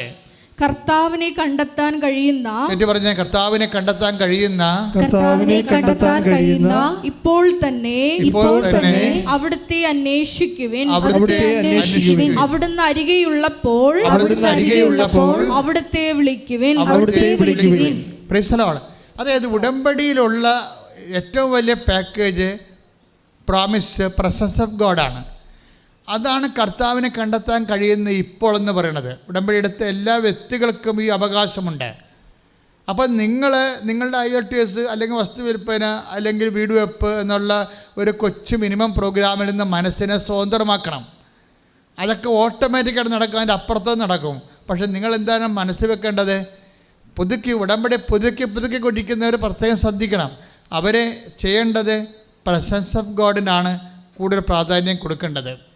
പ്രസൻസ് ഓഫ് ഗോഡിനെ കൊടുത്തു കഴിഞ്ഞാൽ എന്താ പറഞ്ഞാൽ അത് മെറിറ്റിലല്ല വർക്ക് ചെയ്യണത്, ഗ്രേസിലാണ് വർക്ക് ചെയ്യണത്. ഇപ്പം അനാർക്കിൻ്റെ മല്ലന്മാരെക്കുറിച്ച് പറയണില്ലേ ബൈബിള്? അനാർക്കിൻ്റെ മല്ലന്മാർ എന്താ, ഈ മോശ ജോഷുവയെ ഒക്കെ കാനാൻ ദേശം ഒറ്റുനോക്കാൻ വേണ്ടി വിട്ടില്ല. അവർ കീഴടക്കാൻ പോണ ദേശങ്ങളിലെ ജനങ്ങളുടെ വലിപ്പവും അവിടുത്തെ കൃഷിയും അവിടുത്തെ കോട്ടകളും സൈന്യവും തങ്ങൾക്ക് അവരെ കീഴടക്കാൻ പറ്റുമോ ഇല്ലയെന്നറിയാൻ വേണ്ടി ഒരു സ്പൈ വർക്ക് ചെയ്യാൻ വേണ്ടി മോസസ് വിടും. അപ്പോൾ മോസസ് വിടുമ്പോൾ അത് ഇവർ കാനാൻ ദേശത്തൂടെയൊക്കെ സഞ്ചരിച്ചിട്ട് പേടിച്ച് അരണ്ട് ഇവരിവിടെ വരും. എന്നുവെച്ചാൽ പറയും രാക്ഷസന്മാരാണ് അവിടെ ഉള്ളത്, അനാർക്കിൻ്റെ സന്താനങ്ങൾ അവിടെ ഉണ്ട്. അനാർക്ക് മല്ലനാണ്. പണ്ട് മല്ലന്മാർക്ക് പുരാതന മല്ലന്മാരുണ്ടല്ലോ ബൈബിളിൽ. അപ്പോൾ 8 അടി 9 അടിയൊക്കെയുള്ള മനുഷ്യർ, അത്തരം മനുഷ്യരെ അവരെ കണ്ടപ്പോൾ ഞങ്ങൾക്ക് തോന്നിയത് ഞങ്ങളെ വിട്ടിലാണെന്നാണ് തോന്നിയത്. അവർക്കും അങ്ങനെ തോന്നിക്കാണുമെന്ന് ഞങ്ങളെ കണ്ടപ്പോൾ. ഈ വിട്ടിലൊക്കെ എവിടെ പോകണമെന്ന് പിടിച്ചു തീരാൻ പറ്റില്ല, പേടിയാണെന്ന്. അപ്പോൾ നമുക്കത് അവിടെ അടുക്കാൻ പറ്റത്തില്ലെന്ന് പറയും. അപ്പം അടുക്കാൻ പറ്റത്തില്ലെന്ന് പറയുമ്പോൾ കലേബ് പറയുന്ന ഒരു വാക്കുണ്ട്. എന്താ പറയണത്? അടുക്കാൻ പറ്റത്തില്ല എന്നുള്ളത് ഒരു യോഗ്യതയുടെ വിഷയമാണ്. ഇത് മെറിറ്റിൽ വർക്ക് ചെയ്യത്തില്ല, പക്ഷേ ഗ്രേസിൽ വർക്ക് ചെയ്യും. കർത്താവ് അവരെ നമുക്ക് ഏൽപ്പിച്ച് തരുമെന്ന്, അതാണ് സംഭവം. അപ്പം നിനക്ക് അടുക്കാൻ പറ്റാത്ത സ്ഥലത്തേക്ക് കഴിഞ്ഞ ദിവസങ്ങളിൽ അരുൺ ഒരു സാക്ഷ്യം പറഞ്ഞ്. അരുണിൻ്റെ സാക്ഷ്യം എന്ന് വെച്ചാൽ അരുൺ ഒരു എൻജിനീയർ, അവൻ ഉടമ്പടി കൃത്യമായിട്ട് ഷാർപ്പായിട്ട് ഉടമ്പടി ഫോളോ ചെയ്യുന്ന ആളാണ്. അതിൻ്റെ വചനങ്ങളും അതിൻ്റെ നടപടിക്രമങ്ങളും അതിൻ്റെ പ്രവൃത്തി എല്ലാം കൃത്യമായിട്ട് ഫോളോ ചെയ്യുന്നതാണ്. അപ്പോൾ അവനെ തൽക്കാലത്തേക്ക് ഒരു ഓവർസിയർ സൂപ്പർവൈസറായിട്ടൊരു കമ്പനിയിൽ നിയമിച്ച് കഴിയുമ്പോൾ മദ്രാസിലെ ആ കമ്പനിയുടെ അപ്പുറത്ത് R&D എന്നും പറഞ്ഞ് വേറൊരു സെക്ഷനുണ്ട്. അവിടെ ആർക്കും പോകാൻ പറ്റത്തില്ല. അരുൺ വർക്ക് ചെയ്യുന്നത് ഒരു സൂപ്പർവൈസറായിട്ടൊരു കമ്പനിയിൽ. ആ കമ്പനിയുടെ ഓപ്പോസിറ്റായിട്ട് R&D എന്നും പറഞ്ഞൊരു വലിയ ഹെഡിങ് എഴുതിയിട്ടുണ്ട് അവിടെ. അത് ഭയങ്കര പ്ലാന്റാണ്, റിസർച്ച്, അതായത് അവിടെ ചെല്ലാൻ ആർക്കും പറ്റത്തില്ല. അപ്പോൾ ഇവൻ പറയും, കർത്താവിനോട് പറയും, കർത്താവേ എനിക്കവിടെ പോകണമല്ല എന്ന് പറയും. ഞാനൊത്തിരി കൊതിച്ചിട്ടുണ്ട്, അവൻ എൻജിനീയർ അല്ലേ, അപ്പോൾ എനിക്കവിടെ പോകണം, പക്ഷേ എനിക്കവിടെ പറയാനോ ചോദിക്കാനോ അവിടെ കൊണ്ട് എത്തിക്കാനോ മെറിറ്റ് എനിക്കില്ല. എൻ്റെ കർത്താവ് എന്നെ സഹായിക്കണമെന്ന് പറയും. ഉടനെ R&D എന്ന് പറയുന്നത് എന്താണ്? റിസർച്ച് ആൻഡ് ഡെവലപ്മെൻറ്റാണ്. അത് ഉന്നതമായ ശമ്പളത്തിൽ സയൻറ്റിസ്റ്റുകൾ വർക്ക് ചെയ്യുന്ന സ്ഥലമാണത്. ഒറ്റ മാസം കൊണ്ട് അവന് അരുണിന് കർത്താവ് അവിടെ ജോലി കൊടുക്കും. അത് നമ്മൾ ഞെട്ടിപ്പോവാ സാക്ഷ്യം കേട്ട് കഴിഞ്ഞാൽ. നല്ല സൂപ്പർ സാക്ഷ്യമാണ്. അവൻ ആഗ്രഹിച്ച് ഈ ബോർഡ്, ഇപ്പം ഞാനും പറയണം, ഈ ബോർഡ് അവനെ കാണിച്ചത് കർത്താവാണ്. കാര്യം എന്താണ്? നീ കാണിക്കുന്ന ജനതയെ ഞാൻ നിനക്ക് തരും എന്ന് വെച്ച് കഴിഞ്ഞാൽ അതൊരു ആക്രാന്തമല്ല, മറിച്ച് അവൻ്റെ കലിബർ അനുസരിച്ച് അവനെ കിട്ടാനുള്ള അവകാശമുള്ള ഇടമാണത്. അപ്പം അത് അവൻ ആഗ്രഹിക്കുന്നത് കർത്താവിലാണ് ആഗ്രഹിക്കുന്നത്. അതായത് അപ്പോൾ അനാർക്കിൻ്റെ മല്ലന്മാർ, വലിയ എൻജിനീയർമാരായിട്ടുള്ള മല്ലന്മാരാണത് കൈകാര്യം ചെയ്യണത്. ഇവൻ അവിടെ അശുവാണ്. പക്ഷേ അവൻ കർത്താവിനോട് ചോദിക്കുമ്പോൾ അവിടെ R&D വർക്ക് ചെയ്യാൻ കർത്താവ് അവന് ഒറ്റ മാസം കൊണ്ട് അവസരം കൊടുക്കുന്നത്. നിങ്ങൾ ആ സാക്ഷ്യം ഒന്ന് രണ്ടാമത് കേൾക്കണം, നല്ലതായിരിക്കും തോന്നണം. കാര്യം ബൈബിളിൽ അന്ന് പറഞ്ഞത് തന്നെയാണ് ബൈബിൾ ഇന്നും പറയണത്, മാറ്റി പറയത്തില്ല. ബൈബിളിൻ്റെ ഗുണം അതാണ്. അതുകൊണ്ട്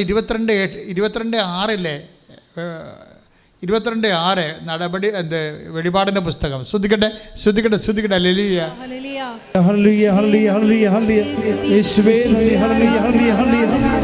വെളിപാട് 22:6.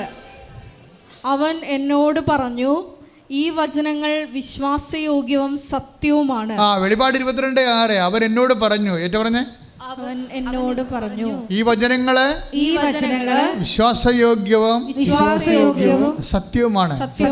അപ്പൊ വചനം ഒരിക്കലും മാറ്റി പറയത്തില്ല. അന്ന് 4000 കൊല്ലം മുമ്പ് എന്ത് പറഞ്ഞു അത് തന്നെ ഇപ്പോഴും പറയണത്. അനാർക്കിന് പകരം എഞ്ചിനീയർ ആണെന്നേ വ്യത്യാസമുള്ളൂ. കാലം മാറുമ്പോഴുള്ള വ്യത്യാസമേ ഉള്ളൂ. ഇവിടെ വലിയ എഞ്ചിനീയർമാരും ശാസ്ത്രജ്ഞന്മാരായിരുന്ന മല്ലന്മാരുടെ സ്ഥലത്താണ് ഇവന് ഓഹരി വേണമെന്നാണ് ഇവൻ പറയണത്. ഇവൻ്റെ യോഗ്യത എന്താണ്? അവൻ്റെ യോഗ്യത ഉടമ്പടി മാത്രം. കൈയിടിച്ച് കർത്താവേ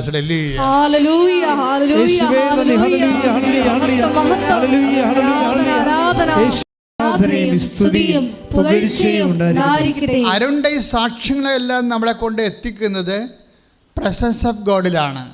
33:14 പറഞ്ഞില്ലേ, അങ്ങ് ഞങ്ങളുടെ കൂടെ, ഞാൻ നിങ്ങളുടെ കൂടെ, വേറെവർ യു ഗോ, എവിടെ പോയാലും ഞാൻ നിങ്ങളുടെ കൂടെ വരും. അങ്ങനെ വന്ന് ഈശോ വാങ്ങിച്ച് കൊടുത്തൊരു ജോലിയാണത്. അതിനെക്കുറിച്ച് അവൻ കോൺഫിഡൻഷ്യലാണ് ആ കാര്യത്തിൽ. പക്ഷേ എന്താണ്, അന്ന് തന്നെ ഈ വചനത്തെക്കുറിച്ച്, ഈ വചനം ആദ്യം രൂപപ്പെട്ട് വന്ന സമയത്ത് തന്നെ ഇതിൻ്റെ റിസൾട്ട് പറയുന്നുണ്ട്. മോസസ് ഉടനെ, ഇത് മോസസിൻ്റെ ചെവിയിലെത്തുമ്പോൾ മോസസ് ഉടനെ പറയും ദൈവത്തോട്, ഞാൻ നിങ്ങളുടെ കൂടെ വരുമെന്ന് പറയുമ്പോൾ അതിൻ്റെ ഒരു റിസൾട്ട് എന്താണെന്ന് മോസസ് പറയും. എന്താ പറയണത്? അങ്ങ് ഞങ്ങളുടെ കൂടെ വരുമെന്നാണോ പറയണത്? അങ്ങ് ഞങ്ങളുടെ കൂടെ വന്നാൽ we will be A different people, ഞങ്ങൾ വ്യത്യസ്തരായിരിക്കുമെന്ന് കൈയിടിച്ച് കർത്താവേ. 33:16.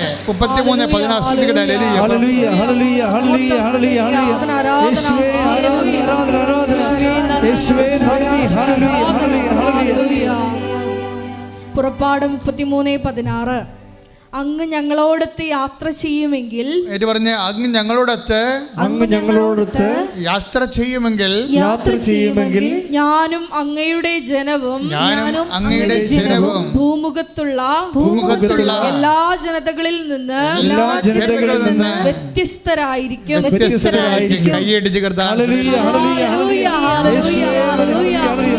ഉടമ്പടിയിൽ പോലെ പിടിച്ചു തിന്നുമെന്ന് പറയുമ്പോൾ പേടിച്ചു. നമുക്കും പേടിയുണ്ടാകത്തല്ലേ. സ്ഥലം ഇളക്കാൻ ചെല്ലുമ്പോൾ, കഴിഞ്ഞ ദിവസം ഒരു സാക്ഷ്യമുണ്ട്, ഞാൻ ചിരിച്ചു പോയി. സ്ഥലം ഇളക്കാൻ ചെല്ലുമ്പോൾ കൈയും കാലും പെട്ടാൻ വേണ്ടി അവിടെ കളഞ്ഞിപ്പുണ്ട്. അപ്പോൾ വെളുപ്പിനെയൊക്കെ പേടിയാണ്. നാളെ രാവിലെ വെളുപ്പിന് സ്ഥലം ഇളക്കലാണ്. അപ്പോൾ കൈയും കാലും പെട്ടാൻ വേണ്ടി അവിടെ അളക്കാതെ നിൽക്കുകയാണ്. വെളുപ്പിന് എങ്ങനെ പോകും എന്നും പറഞ്ഞ് വിറച്ച് തെല്ലി ആണ് കിടക്കണത്.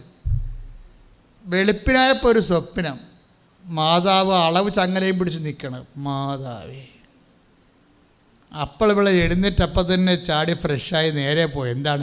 എൻ്റെ അമ്മ അവിടെ എനിക്ക് മുമ്പേ അളക്കാൻ ചെന്നിരിക്കുന്നു. കൈയിടിച്ച് കർത്താവ്. ആൾക്കാരുണ്ടായിരുന്നു, അവരെല്ലാം മുട്ട് തല്ലിപ്പോയി, കൈവറച്ച് പോയി, നാക്ക് ഇറങ്ങിപ്പോയി. ഞങ്ങൾ പോകത്തില്ല, അവർ നമ്മളെ കൊന്നുകളയും, വിട്ടിലിനെപ്പോലെ തിന്നുകളയെന്ന് പറയുമ്പോൾ കലേബ് പറയും, നോ, കർത്താവ് അവരെ നമ്മുടെ കയ്യിൽ, എത്ര മല്ലന്മാരായാലും ശരി, കർത്താവ് അവരെ നമ്മുടെ കയ്യിൽ ഏൽപ്പിച്ച് തരുമെന്ന് പറയും. ഇതേക്കുറിച്ച് പിന്നീട് സംഖ്യയിലെ മോസസ് പറയും, കലേബിനെക്കുറിച്ച് കമൻറ്റ് ചെയ്യുന്നുണ്ട്. The spirit that led Caleb was different and we are towards that spirit. കലേബിനെ നയിച്ച ആത്മാവ് വ്യത്യസ്തമായിരുന്നെന്ന്. വ്യത്യസ്തം, ഡിഫറെൻറ്റ്. സംഖ്യാപുസ്തകത്തിലുള്ളതാണ്. സംഖ്യാപുസ്തകം 14:24. ശ്രുതികട്ടെ, ശ്രുതികട്ടെ. ഹല്ലേലൂയ, ഹല്ലേലൂയ, ഹല്ലേലൂയ, ഹല്ലേലൂയ, ഹല്ലേലൂയ. യേശുവേ ആരാധന, ആരാധന, ആരാധന. ഹല്ലേലൂയ, ഹല്ലേലൂയ, ഹല്ലേലൂയ, ഹല്ലേലൂയ. യേശുവേ. 14:24. സംഖ്യ 14:24. എന്നെ നിന്ദിച്ചവരാരും അത് കാണുകയില്ല. പറഞ്ഞോ, എന്നെ നിന്ദിച്ചവരാരും അത് കാണുകയില്ല. അത് കാണുകയില്ല. എന്നാൽ എന്റെ ദാസനായ കാലേബിനെ അവൻ ഒറ്റുനോക്കിയ ദേശത്തേക്ക് ഞാൻ കൊണ്ടുപോകും. കൈയടിച്ച് കർത്താവിനെ സ്തുതിച്ചോളൂ. സെയിം പാരഗ്രാഫ് വായിച്ചോളൂ. സംഖ്യ 14:24. അവന്റെ സന്തതികൾ, ഏറ്റു അവന്റെ സന്തതികൾ അത് കൈവശമാക്കും. എന്തെന്നാൽ അവനെ നയിച്ച ചൈതന്യം വ്യത്യസ്തമാണ്. അവൻ എന്നെ പൂർണ്ണമായി അനുഗമിക്കുകയും ചെയ്തു. ഇതാണ് ശ്രദ്ധിക്കേണ്ടത്. പണ്ട് മോസസ് പറഞ്ഞില്ലേ കർത്താവിനോട്, ഞങ്ങളുടെ കൂടെ വരികയാണെങ്കിൽ, 33:16 പുറപ്പാട് പുസ്തകം 33:16 എന്ന് പറഞ്ഞ് അങ്ങ് ഞങ്ങളുടെ കൂടെ വരികയാണെങ്കിൽ ഭൂമുഖത്തുള്ള സകല മനുഷ്യരെക്കാളും ഞങ്ങൾ വ്യത്യസ്തരായിരിക്കും. അത് തന്നെയല്ല മോസസ് ഇപ്പോഴ് കലേബിനെ കുറിച്ച് പറയണത്. മറ്റാരെയും അന്ന് ഒറ്റുനോക്കാൻ പോയപ്പോഴേ വിറസല് വീണ ആൾക്കാരെ ആർക്കും അവകാശം കൊടുത്തില്ല. സ്വന്തം മെരിറ്റിൽ ആശ്രയിച്ചവർക്ക് അവകാശമില്ല. ഉടമ്പടി വർക്ക് ചെയ്യണത് not by merit but by grace. എന്താണ്? അവർക്ക് അവകാശമില്ല. കലേബ് കർത്താവിൻ്റെ നാമത്തെ മഹത്വപ്പെടുത്തി.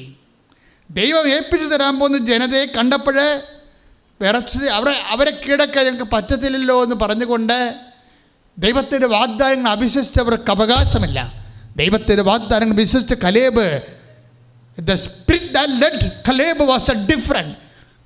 അവനെ നയിച്ച ആത്മാവ് വ്യത്യസ്തമായിരുന്നു. അതാണ് മോസസ് പറയണത്, അങ്ങ് ഞങ്ങളെ കൂടെ വന്നാൽ. അപ്പോൾ എന്താ സംഭവിച്ചത്? ഒറ്റുനോക്കാൻ പോയപ്പോഴേ എങ്ങനെയാണ് കാനാൻ ദേശം ഏൽപ്പിച്ചു കൊടുത്തത്? വാഗ്ദാനങ്ങൾ വിശ്വസ്തനായവൻ വാക്ക് പാലിച്ചതാണ്. അവൻ അവരുടെ കൂടെ പോയതാണ്. എൻ്റെ ദൈവമേ, അവൻ്റെ വാഗ്ദാനങ്ങൾ അടിസ്ഥാനപ്പെടുത്തിക്കൊണ്ടാണ് നീ ഉടമ്പടി ചെയ്തിരിക്കുന്നത്. നിൻ്റെ ഉടമ്പടി ചെയ്യുമ്പോൾ അതിൻ്റെ അൾട്ടിമേറ്റ് റിസൾട്ട് എന്ന് പറയുന്നത് ദ പ്രസൻസ് ഓഫ് ഗാഡ്. കർത്താവ് നിൻ്റെ കൂടെ വരും. കൈയിടിച്ച് കർത്താവ് രോഗസൗഖ്യ പ്രാർത്ഥനയുടെ സമയമാണ്.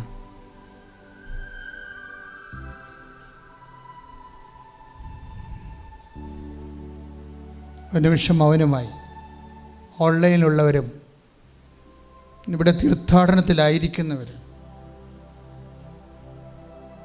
കർത്തൃസന്നിധിയിൽ എത്തപ്പെട്ടിരിക്കുന്ന ഈ വിശുദ്ധമായ നിമിഷങ്ങളെ ഓർത്ത് നന്ദി പറയുക. സ്തുതിക്കട്ടെ, സ്തുതിക്കട്ടെ. ഹല്ലേലൂയ, ഹല്ലേലൂയ, ഹല്ലേലൂയ, ഹല്ലേലൂയ, ഹല്ലേലൂയ, യേശുവേ ആരാധന, ആരാധന, ആരാധന, ഹല്ലേലൂയ, ഹല്ലേലൂയ, ഹല്ലേലൂയ, ഹല്ലേലൂയ, യേശുവേ സ്തുതി, ഹല്ലേലൂയ. കർത്താവേ, നിൻ്റെ ഉന്നതമായ നാമത്തിന് സ്തോത്രം ചെയ്യുന്നു. കർത്താവേ, നിൻ്റെ വിശുദ്ധ പൗരോഹിത്യത്തെ മഹത്വപ്പെടുത്തണമെന്ന് പ്രാർത്ഥിക്കുന്നു. കർത്താവേ, സഭയിലുള്ള സാന്നിധ്യം പ്രകടമാക്കണമേ. ആ സാന്നിധ്യം ഓരോ മക്കൾക്കും സംലഭ്യമാക്കണമേ. കർത്താവേ, നിൻ്റെ തിരുമുറുപാർന്ന വലതുകരം, ആണിപ്പടുതാർന്ന അത്ഭുതകരം ഓരോ മകൻ്റെ മേലും മകളുടെ മേലും വയ്ക്കണമേ എന്ന് പ്രാർത്ഥിക്കുന്നു. ശ്രദ്ധിക്കട്ടെ. ഹല്ലേലൂയ, ഹല്ലേലൂയ, ഹല്ലേലൂയ, യേശുവേ സ്തുതി, ഹല്ലേലൂയ, ഹല്ലേലൂയ, ഹല്ലേലൂയ. യേശുവേ ആരാധന ഹല്ലേലൂയ ഹല്ലേലൂയ ഹല്ലേലൂയ യേശുവേ ആരാധന. നല്ലവനായ യേശുവേ, അങ്ങയുടെ അനുഗ്രഹത്തെക്കാൾ വലുതാണ് അങ്ങയുടെ സാന്നിധ്യം. ഈ സാന്നിധ്യത്തിൻ്റെ വാഗ്ദാനത്തിൽ അടിസ്ഥാനപ്പെടുത്തിക്കൊണ്ട് അടിയങ്ങളെ പ്രാർത്ഥിക്കുന്നു. എല്ലാ രോഗികളെയും കർത്താവേ, നിൻ്റെ സാന്നിധ്യത്തെ സൗഖ്യമാക്കണമേ. നിൻ്റെ അണിപ്രതാർന്ന വലതുകരം, തിരുമുറിവാർന്ന അത്ഭുതകരം ഉദരരോഗികളുടെ മേൽ വെക്കണമെന്ന് പ്രാർത്ഥിക്കുന്നു കർത്താവേ. അങ്ങയുടെ അണിപ്രതാർന്ന വലതുകരം, തിരുമുറിവാർന്ന അത്ഭുതകരം ശ്വാസകോശങ്ങളുടെ രോഗികളുടെ മേൽ വെക്കണമെന്ന് പ്രാർത്ഥിക്കുന്നു കർത്താവേ. ഉദരരോഗങ്ങൾ, ക്യാൻസർ രോഗങ്ങൾ, ശ്വാസകോശ രോഗങ്ങൾ, ഹൃദയരോഗങ്ങൾ, കരൾ രോഗങ്ങൾ കർത്താവിൻ്റെ രക്തത്താൽ കഴുകപ്പെടട്ടെ. ശ്രദ്ധിക്കട്ടെ, ശ്രദ്ധിക്കട്ടെ.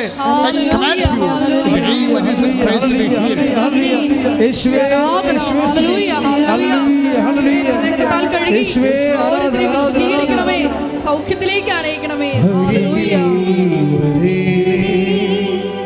സദയം തൊടേണേ സുഖമായി എൻ്റെ ഉള്ളം അരികിൽ വരേണേ.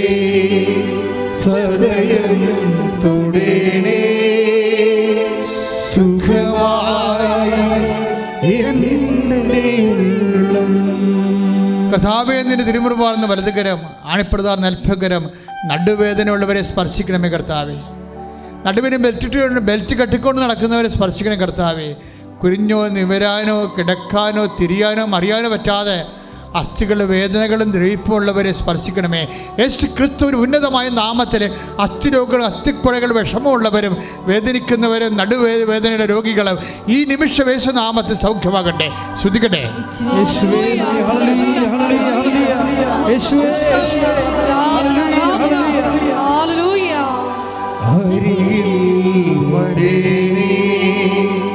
സദയം തൊടേണേ സുഖമായി എൻ്റെ ഉള്ളം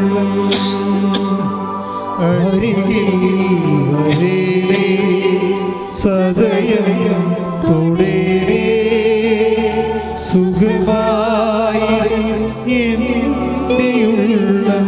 കർത്താവേ, നിന്റെ തിരുമുറിവാർന്ന വലതുകരം, ആണിപ്രതാർന്ന അത്ഭുതകരം തൈറോയ്ഡ് രോഗികളുടെ മേൽ തൊണ്ടയിൽ വെക്കണമെന്ന് പ്രാർത്ഥിക്കുന്നു.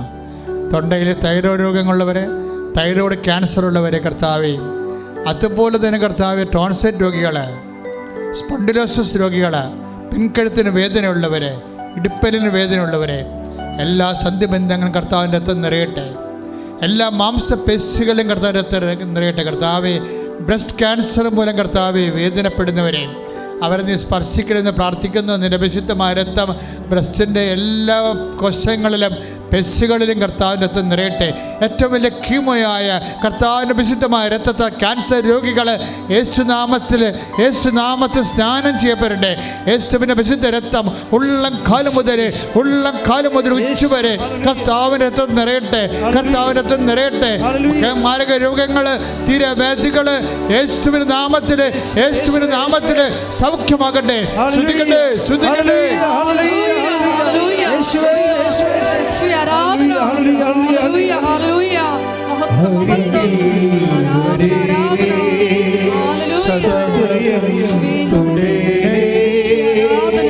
സുഖമായി എൻ്റെ ഉള്ളം അരികിൽ വരേണേ. സദയം തൊടേണേ സുഖമായി എൻ്റെ ഉള്ളം. പരിശുദ്ധ പരമ ദിവ്യകാരുണ്യത്തിന് എന്നേരവും ആരാധനയും സ്തുതിയും പുകഴ്ചയും ഉണ്ടായിരിക്കട്ടെ. കർത്താവേ, വെള്ളപ്പാണ്ടുള്ളവരെ, ശരീരത്തിൽ ചിരങ്ങും ചൊരികളുമുള്ളവരെ, ത്വക്ക് രോഗമുള്ളവരെ, വിസർപ്പ രോഗികൾ, സോറിയാസിസ് രോഗികൾ കർത്താവേ, നിന്റെ വിശുദ്ധമായ രക്തത്താൽ മക്കളെ സ്നാനം ചെയ്യിക്കണമേ കർത്താവേ. പ്രഭാഷകനിലൂടെ കർത്താവ് 16:12 പ്രാർത്ഥിക്കുന്ന മരുന്നോ ലേവനുമല്ല, അങ്ങയുടെ വചനമാണ് മക്കൾ സുഖപ്പെടുന്നത്. യേശുക്രിസ്തു ഉന്നതമായ നാമത്തിൽ അവിടുത്തെ വിശുദ്ധമായ രക്തത്തിൻ്റെ സ്നാനത്താൽ മാരക രോഗങ്ങൾ, തീരാവ്യാധികൾ സൗഖ്യമാകട്ടെ. ശ്രുതികട്ടെ.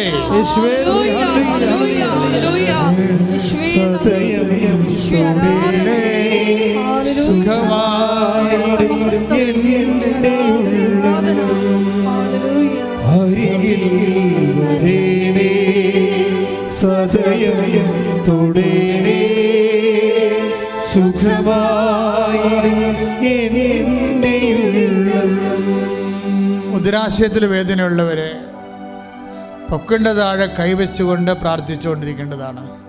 ഉദരാശയത്തിൽ വേദനയുള്ളവർ, ഗർഭാശയത്തിൽ വേദനയുള്ളവർ, സിസ്റ്റുള്ളവർ, ഫെല്ലോപ്പട്ട ട്യൂബ് ബ്ലോക്കായിരിക്കുന്നവർ, ഗർഭാശയത്തിൽ സിസ്റ്റുള്ളവർ, അണ്ടവാഹിനിയിൽ സിസ്റ്റമുള്ളവർ, അണ്ടാശയത്തിൽ സിസ്റ്റുള്ളവർ ഒക്കെ അവിടെ എല്ലാം കൈകൾ വെച്ചുകൊണ്ട് പ്രാർത്ഥിക്കേണ്ടതാണ്. മക്കളില്ലാത്തവർ അടിവയറ്റി കൈവച്ചുകൊണ്ട് പ്രാർത്ഥിക്കേണ്ടതാണ്. കർത്താവേ, അങ്ങയുടെ വിശുദ്ധ പൗരോഹിത്യത്തെ ഇപ്പോൾ മഹത്വപ്പെടുത്തണമെന്ന് പ്രാർത്ഥിക്കുന്നു.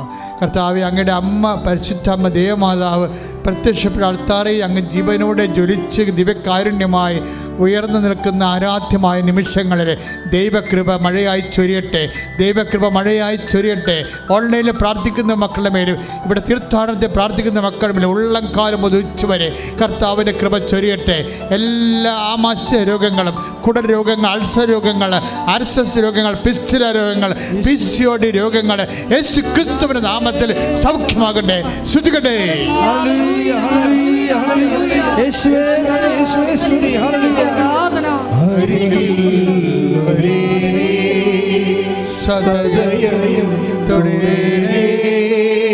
സുഖമായി